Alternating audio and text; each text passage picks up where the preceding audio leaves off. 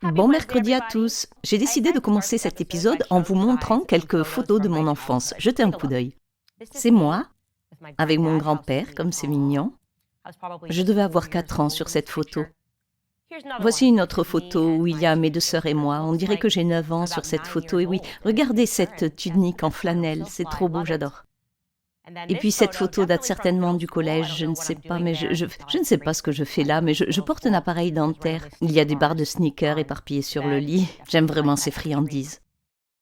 Maintenant, pourquoi je vous montre ces photos? Eh bien, ce n'est pas parce que je me sens nostalgique aujourd'hui. C'est parce que je voulais vous montrer à quel point il serait facile pour Brigitte Macron de démystifier, je cite, la théorie du complot, selon laquelle elle aurait vécu en tant qu'homme pendant 30 ans. C'est aussi simple que cela, les amis. Voilà tout. Nous voulons juste voir une photo de vos 30 premières années. Pouvez-vous nous en montrer une ou deux?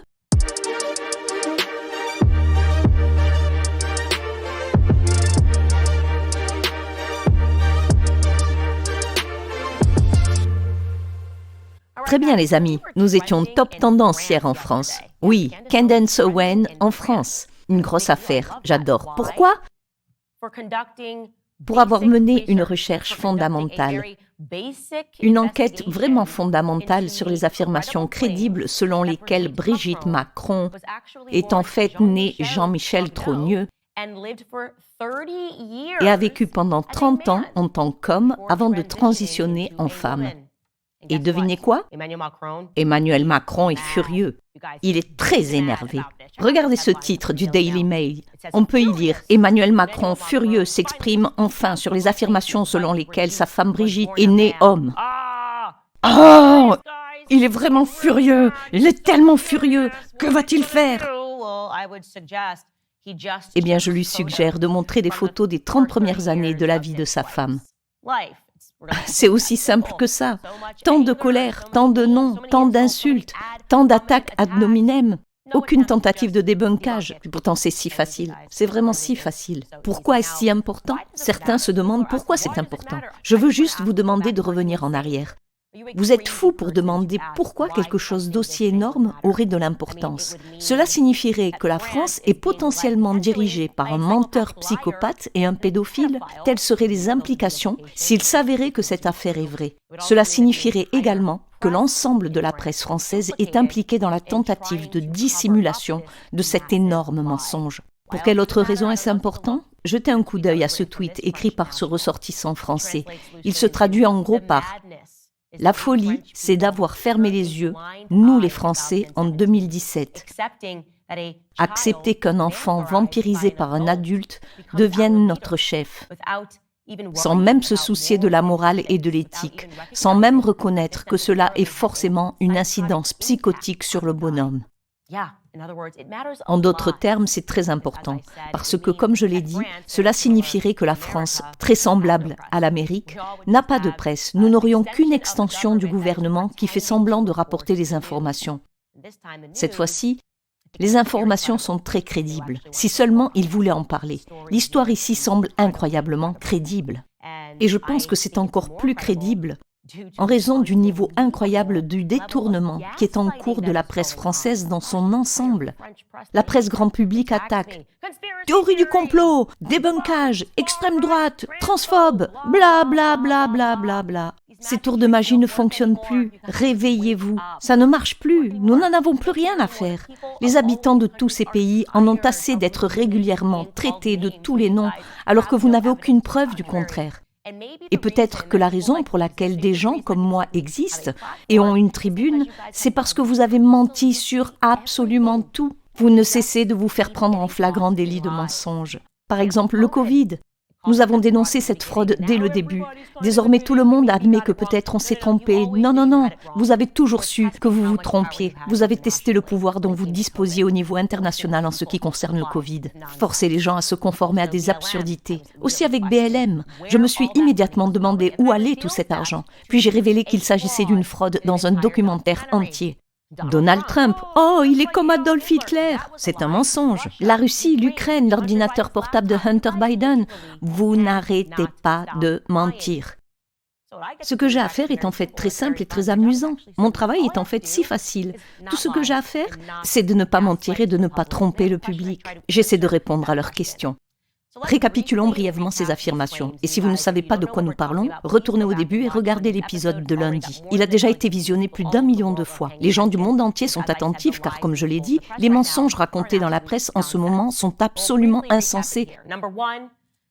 Je récapitule brièvement. Premier point, on prétend que Brigitte Macron a vécu en tant qu'homme, prénommé Jean-Michel, pendant 30 ans avant de devenir Brigitte. Voici une photo, côte à côte. C'est tout de suite très crédible.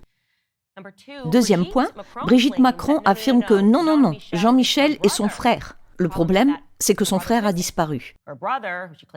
Elle prétend que son frère est en vie. Il serait très facile pour elle de se promener avec lui et de dire « Voici Jean-Michel ».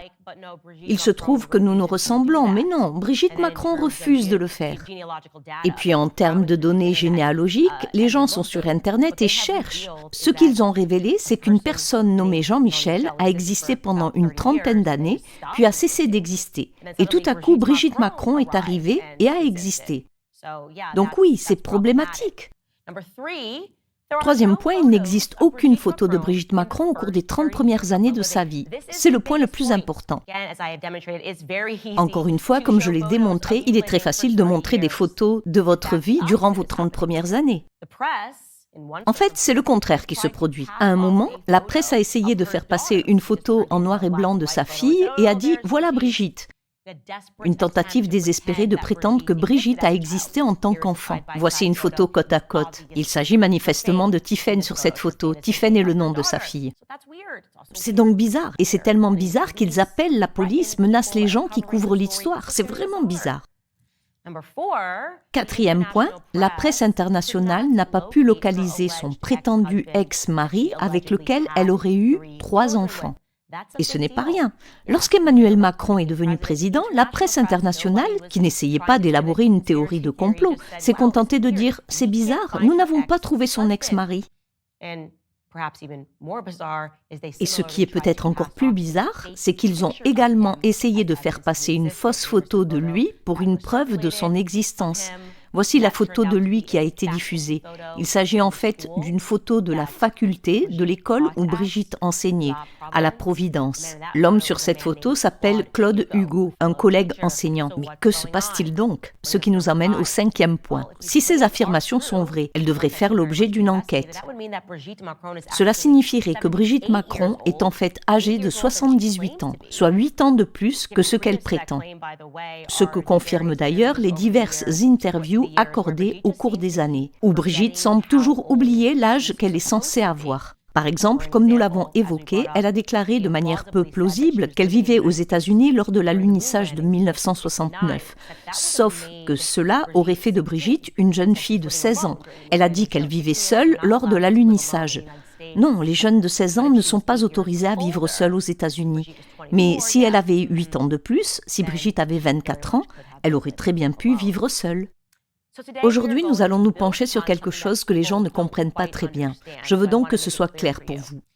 La question est de savoir comment elle a pu avoir des enfants si elle était un homme. Vous pouvez voir une certaine ressemblance entre elle et Tiphaine. Cela ne fait aucun doute, n'est-ce pas? Kenden, ça n'a pas pu se produire, c'est ridicule. Eh bien les gars, on prétend qu'elle a engendré les enfants. Encore une fois, je dis cela prétendument. Et je vais vous présenter cette théorie. Ce qui est affirmé est que, tout en vivant comme un homme, Jean-Michel a engendré des enfants. Et ce sont les 3 enfants que vous voyez aujourd'hui. Nous allons donc passer cette partie en revue lentement. Rappelez-vous que la presse internationale n'a pas pu trouver la moindre trace de son prétendu ex-mari qui aurait été un grand banquier. C'est un peu bizarre de ne pas pouvoir trouver un grand banquier. Ils ont dit qu'il s'appelait André-Louis Ozières. Son nom complet aurait été André-Louis Ozières. Il était désigné comme sous-directeur de la délégation régionale de la Banque française du commerce extérieur. La Banque française du commerce extérieur se trouve à Strasbourg. Le seul problème est qu'il n'existe aucune trace de cette banque dans le secteur bancaire. Oups! Alors que la presse commence à creuser la question, Tiphaine, la fille de Brigitte, annonce soudain qu'il est mort. Mort subitement, les gars. Oui, et elle a toutes ces déclarations bizarres. S'adressant à Paris Match, Tiphaine a confirmé le décès de son père en disant, je cite, « Mon père est mort. Je l'ai enterré le 24 décembre dans la plus stricte intimité. C'est ce qu'elle a dit au magazine. Je l'adorais. Elle a poursuivi en disant « C'était un être à part, un anticonformiste, qui tenait à son anonymat plus que tout.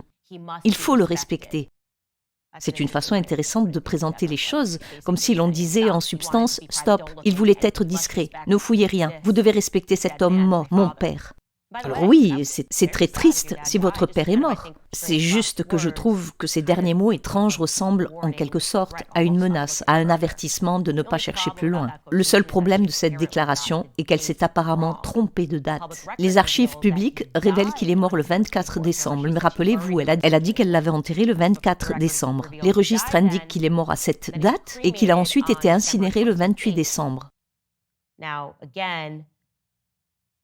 Encore une fois, je veux juste dire que la personne qui ne peut même pas être localisée est maintenant soudainement morte. Et sa fille confond peut-être les dates, et c'est ce qui est très étrange.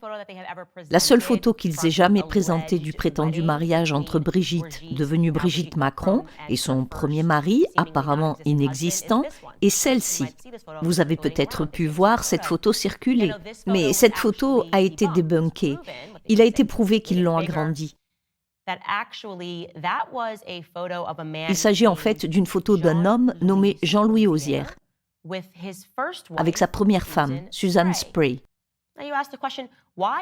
Et là, on se demande, pourquoi Jean-Louis Auzière, si c'est en fait une photo de lui et de sa première femme, ne sortirait-il pas pour dire « Hey, en fait, c'est une photo de moi et ma première femme, et les Macron, Brigitte Macron, utilisent cette photo et elle circule. C'est une véritable supercherie. » Vous remarquerez également qu'il porte le même nom de famille que ses enfants et que son prétendu premier mari, Auzière. Mais qu'est-ce qui se passe ici? C'est vraiment bizarre. Apparemment, il est lié d'une manière ou d'une autre à son mari qui n'existe pas. Voyons cela de plus près. Je vais vous expliquer très lentement ce qu'il en est. Voici la théorie, et encore une fois, je tiens à préciser que je le crois crédible au vu de la réaction de la presse et de l'absence de démenti. Mais il s'agit que d'une théorie. La théorie est que Jean-Louis, cette personne que vous venez de voir, la personne photographiée sur cette photo de mariage, était extrêmement proche de Jean-Michel Trogneux, devenu Brigitte Macron, ok ? Lui et Jean-Michel Trogneux étaient extrêmement proches. En fait, il est membre de l'équipe enseignante de la Providence. Et Jean-Michel a eu des enfants, 3 enfants avec sa nièce, une femme nommée Brigitte Proba Auzière, ce qui est assez déroutant. Ralentissons un peu, d'accord? La personne dont ils ont utilisé la photo, Jean-Louis, a une nièce qui s'appelle Brigitte Auzière. Je vous montre une photo ici. Brigitte Proba Auzière, avec qui Jean-Michel, aujourd'hui première dame de France, a eu 3 enfants.